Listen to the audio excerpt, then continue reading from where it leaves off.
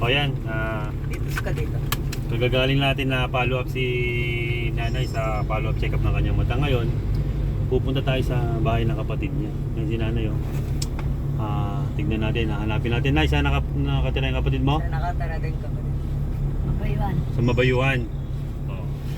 Sana makita natin yung lugar at kung ano man ang mangyari sa pag-uusap nila. Sa Diyos na lang po ang nakakalam niya. Tara, baka natin ang susunod na kabanata.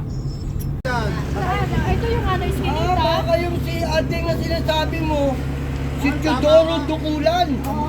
Ay nga daw po. Ay, yung doon nyo, dito kayo. Ha? Ayun po, Nay,